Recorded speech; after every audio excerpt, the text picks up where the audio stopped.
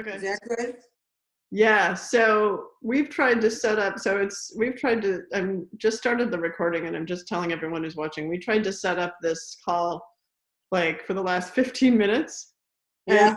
And the topic of the call is about connection and how you can't do anything if you don't have connection.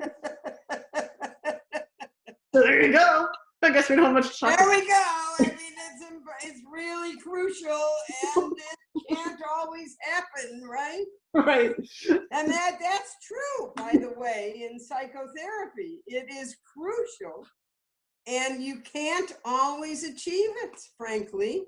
Yeah, so what do you do? What do you do? Okay, so what most people do is they pretend that they're connected, and people get stuck in psychotherapy for years with nothing happening.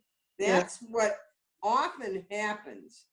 What I believe is that if people could pay attention more to and honor their internal experiences and kind of rely on their felt sense of whether there is authentic connection or not, that in either one of the people, frankly, if only one person can call the two people out and say, I'm not feeling connected. Yeah. Even it, like you did last time. You said, because I didn't feel it at that point, I kind of had a sense, as soon as you said it, I thought, oh my God, I know what's going on. Yeah. Right? Yeah. But you needed to call us out on that. The problem with doing the psychotherapy work is that often the client doesn't have the confidence to say, I'm not feeling like this is worthwhile or meaningful. Or there's something wrong with me, so why would I say something, right? Like if there's like if the client thinks, look, there's something wrong with me, maybe I'm just wrong about this connection thing. That's right. That's right. And so you're the expert as the therapist, and so I'm going to sit here and do what you tell me to do. Yeah. And I came to you because you know something I don't know. I mean, all of these things. Like a power differential. Yeah. It's all about power. It's all about capacity, and you know, we set therapists up to believe they have a kind of power and capacity that really they don't have. You know? Well, that no one has, right? Or no one has. It's the connection. Magic. It's the connection, right? No one's magic enough to create a connection on their own. That's right. That's right. So what happened last time is because I'm preparing for this course that I'm going to teach, I get disconnected from my own self and my own experience of what I do and what I believe, and I'm trying to incorporate Kohut into the mix because I'm supposed to teach a course about Kohut in October, and that gets in the way of me talking in a grounded way to you. Well, can we back up with that statement? So, okay, so my question is, you said, because I'm preparing for this course, but when I'm preparing for a course, I often have a different response where I'm all engaged in the thing. So what's going on for that with you around that because you're preparing for a course, you're disconnected? I don't get it.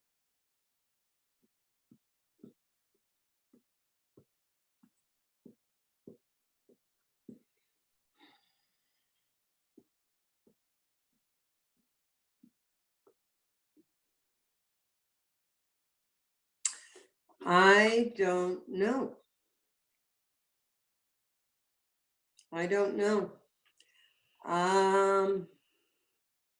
I think that I am at risk psychologically, when I am thinking that I have something, boy, I don't know, Julia, this is really, I'm up against it in terms of this whole thing.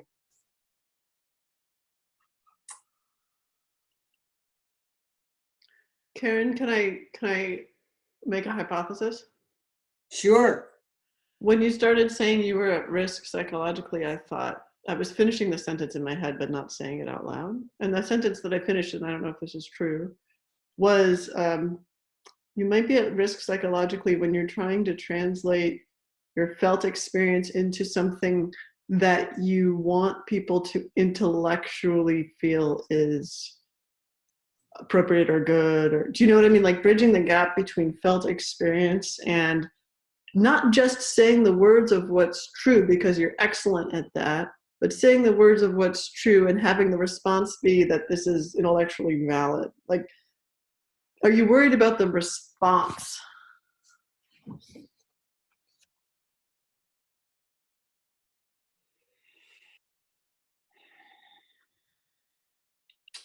Boy, I'm always worried about connection. And I am often not worried about it because I can feel it. Okay.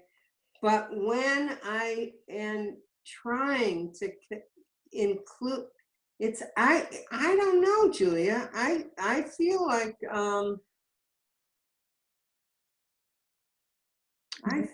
there's something fucked up around this, and it's in me. And you know what? I think that I feel like my clients feel often, which is that who am I to think that I know something and to think that I can contribute something to somebody else? And who am I to think that I might disagree with the Bible, who is Kohut in terms of my field? And so, oh my God, I end up tripping over my own feet. You see, I end up really being in a crisis of confidence about my own self. Mm-hmm. And when I'm doing my work, and this is probably how come I developed this way of doing my work, when I'm doing my work with people, I am all about empowering them. Mm-hmm. I'm not about empowering me, Mm-hmm. other than as I am attached to their own ascension into empowerment. Mm-hmm. So I am continually looking for what is right about what they're saying and how I am failing to understand something about what they're saying. You know, I said this to somebody I supervised just the other day, a psychiatrist that I supervised. And I was saying, you know, I want you to just be curious about what your person is saying, what your client is saying. I just want you to have endless questions that have to do with your own understanding, your own wish to understand. And he said to me, how do you do that? I have so many ideas about what is wrong with the person and why they're doing that stuff that how can I not say those things? And I say to him, the whole point is not to find answers. The whole point is to enliven and wake up the person's curiosity about his own interior. Okay, but just backtracking here. Okay, so I get all that. And I think that's a valuable and important. And what you were trying to get at is why do you, what's going on for you when you're in the opposite situation. You're trying to wake up a whole room full of people, but they're not therapy clients, they're students. And Right. you have to change the rules. Like your whole life you've been spending supervising people and telling people, what's in your head is not important, it's what's in their heads. And now literally you're in a situation where what's in your head is important and you can't connect with yourself and value it. That's right. That's right. So that's why, so I'm losing myself, and I'm having to come from a place that I'm less confident about, frankly. But but is it true? So I want to investigate the assumption that you lose yourself when you say what's true that's in your. How is it? Do your clients lose themselves when they say what's true for them? No, they gain themselves. Yeah. Right. So why are you the only one on the planet who loses yourself when you say what's true inside of you?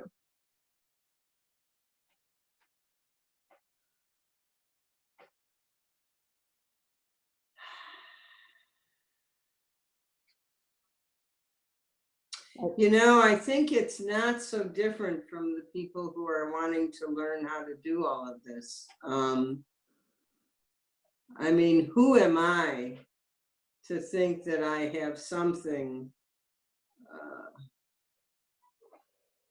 I don't know. And yet you speak with such confidence, and people do come to you. People come to you from around the world literally to get trained in this. So the rest of the world is saying to you, we want you to get who you are. I know, and you roll your eyes, but like the facts are there. Yeah. You're not delusional about that. You're not, I mean, I've seen it my whole life. You're not delusional about it. I know that. At least I know that. Right. And you know that. So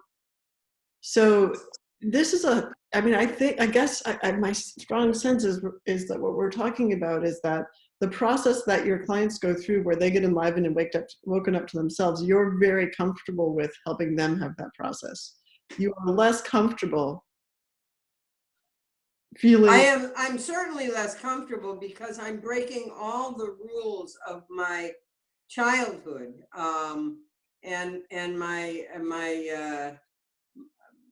the trauma that I experienced as a child was that I wasn't supposed to have my own voice, and I wasn't supposed, you see, and I think that there is a parallel process here with people who are learning to do this. I mean, there are variations on a theme, but I think that, I ended up being raised by people who could not afford inside of themselves to let me have my own voice and to let me have my own experience of them and of myself and of reality. And so when I am in a position where I'm trying to teach somebody something, Tessa is here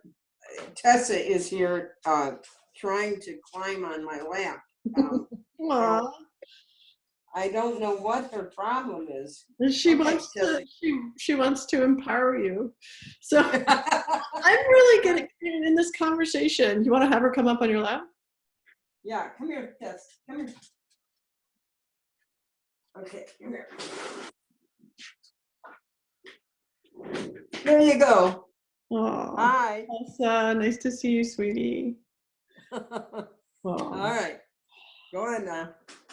In this conversation, what I'm really getting is that my whole life I've known this stuff about you, and I've seen you do this for your clients, and I've had this wish for you to have the experience yourself of this empowerment and of the strength of your life, which is why we're doing these videos, which is why I want to bring your work to the world, which is why you're reticent about it. I mean, and it's just like, this is like one of my life goals, because I see you and I want you to see yourself. And yeah, and this experience, up until I fucked it up, this experience has been very enlivening and empowering to me. You see, What do you mean you have fucked it up? What do you mean you fucked it up? What do you? well, I fucked it up by getting disconnected from myself.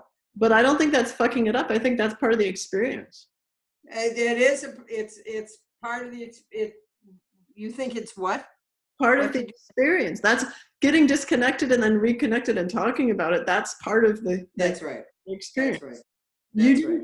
So what I'm trying to say is, I think that if these videos are to be used for people to look at this kind of connection, you did the exact right thing, even though it wasn't what you wanted.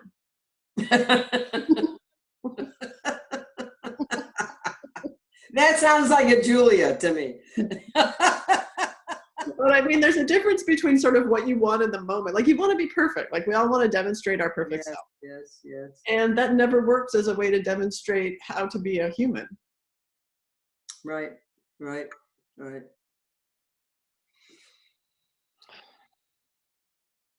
So I guess what I'm asking is, what's a way that you could be with your students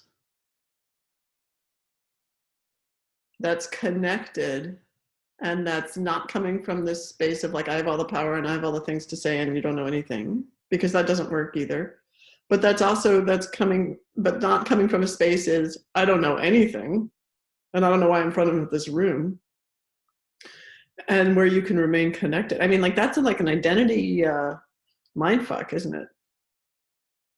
You see, the thing I'm thinking at the moment is that a part of what happened to me last week is that I moved to the metapsychology that also informs my kind of responsiveness to people. But I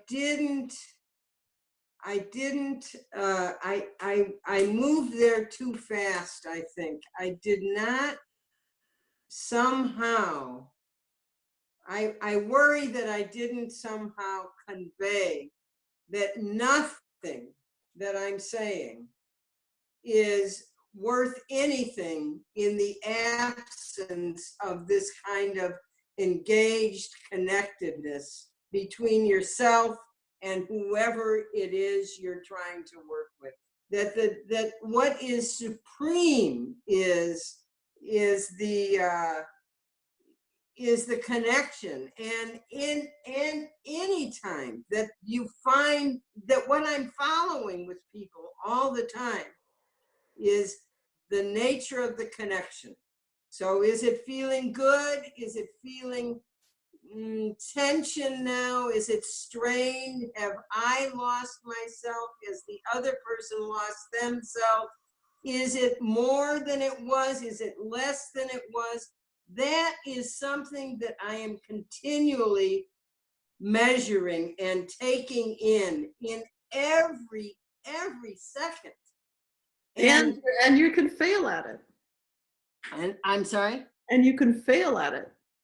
Fail at it. Yes, I can fail at it. And then when you fail a person can fail at it, and nobody can talk about it. But then what happens if you feel like last week? How do we get? Because we got reconnected almost instantly once we started talking about it. So how? Absolutely. So it just works to. So it seems to me, the rules are you surf the connection, and then when you recognize that the water is cut out from beneath you and there's nothing to surf, you say it. Yes, that's right. That's right. That's right. And so if I'm with my clients and I am from one session to the next, for instance, or in the same session, 15 minutes into it, there's a shift and I can feel either me or them. And sometimes I'm not sure which it is, okay, that is feeling like it's not connected and enlivened, or is less enlivened than it was. Then what I do is I say, so what's going on right now? What do you think? What's happening? I feel something different between us at the moment.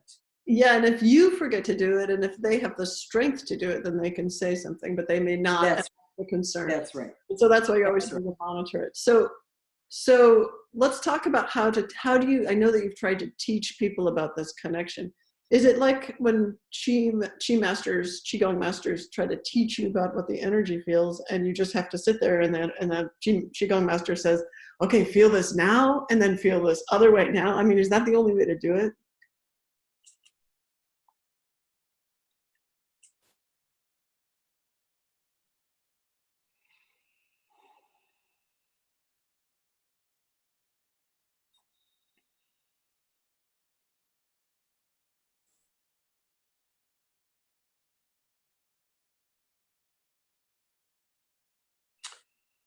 I think that I'm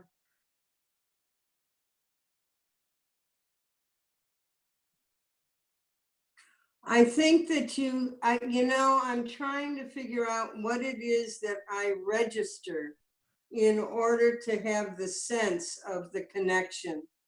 And it has to do with all sorts of nonverbal things. It has to do with a kind of aliveness that gets communicated by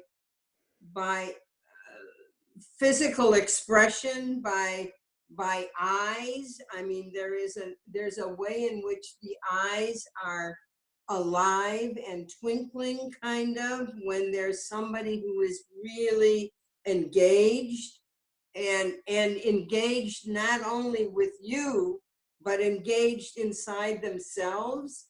There's a way in which there's a flow physically, so that you can tell when somebody is present and when they're not present. And there's a way in which people respond. See, that's why more than anything, in the early stages of work with somebody, you want only to be interested in what's coming up inside of them. You don't want to muddy the waters by contributing something to them that then becomes about them having to figure out your agenda and what you want or what you're interested in. So Karen, that brings us to, how do you know when it's sort of easy to talk about, at least in the conversation, in the world of how people think about other people, what it looks like when someone else is present, because we can kind of all sense that, what it looks like when someone else is present. But how do you sense when you're present or not, when you're being connected, when you're the problem? I mean, my story about me is that when I start having any thoughts in my head or opinions, then I'm not connected. But if I notice that, like when in these conversations, when I'm just listening to you, I'm literally like hanging on every word. I have like my mind is fucking blank. So when I'm connected. And that's true for me too. When I am connected, I am in rapt experience of what the other person is saying. And it's not only what they're saying, but I feel like I'm taking them in. I feel like I feel like I am them in a certain way, that I don't exist separate from their experience in a certain way. Now, that's got to be an illusion. I mean, it has to be that, I know that I don't kind of dissolve completely, but when you are when you're into taking somebody in, you don't have your own mind operating and your own ideas, and so when I am bored with a session if I'm with somebody and I'm bored, what I have to do, and what I do is, see, this is where it's tricky, because you have some people who come into your office who literally cannot be engaged inside of themselves. so that they Yes. feel that aliveness, right? Mm-hmm. And that's why they're there. And that's why they're there. And so, but they don't have access to the very thing they need to have access to. And just listening to them doesn't give you that access, and it doesn't give them that access. It counts that you're not making it worse by adding your own shit to the mix. But it doesn't really make somebody who has split off from their life energy and their sense of themselves. It doesn't really, when somebody has split off in that way, that is really deadly. I mean, it's literally deadly, because it robs you of your aliveness. When somebody is split off in that way, they can't just grab onto that which they've split off. That, in fact, is the intent of the treatment, is to restore that, is to give them access to that. But they can't just have it because you sit there and are listening to them. They have to be connected significantly to someone who's not present, which is really hard. I'm sorry, say it again. You have to connect with someone who's not present, which is really hard. And that's exactly right. And so what I do when there is someone not present, and when it gets clear that somebody is not present over time, and that it's not going to be something, people split off for interpersonal reasons, so that if somebody's coming to a psychotherapist, they're worried about being the right way, saying the right things, so they could be alive in relationship to themselves, but not with the therapist, you see, because that's a new interpersonal challenge, and they want to be the right way, and they want approval, and they want somebody to like them. And that's a different kind of splitting off than the person who has been dead long before they walked into your office. That's a level of complexity and abstraction that I think is might wait till another conversation to explore, because that's really, that distinction is okay. But my point, yeah. My point in that is that sometimes what you eventually get to with a person like that is introducing the notion that they've lost themselves, that who they are is somebody who can't connect to what is alive within them, you see. What are you doing? Oh, well, in this last minute, I feel the least connected with you than I did in the whole conversation. Wow. And I don't know why. And I don't either. And I think, and here's my thought. Yeah. So my thought is that you started talking a bit from a really vulnerable place about how you felt like there was something fucked up inside you around this class, and about speaking to people and mattering to people. And then you got into this sort of territory that you know well around, and it felt like almost an avoidance of that more uncomfortable feeling, which to me is the juicier thing. This is just a thought, but this is, it felt a little like going back. But what's fascinating about the whole thing is, and the thing that confuses me is that this whole conversation, when you're talking from that place of authority and confidence, you absolutely feel like your voice matters and that you have something to say. Right, yeah. And you're talking about when you go talk to the students, you feel like it's difficult for you to get into that place. And I feel like there's something really juicy there, and I feel like we went away from it. So that's all. Really? Yeah. Wow. You think that we went away from the part that had to do with my own Yes. brokenness? Yeah. And that was kind of defensive, like Which I understand. I mean, you're on video recording, and this is supposed to be about how to do therapy, and you're supposed to be the expert. So I understand that.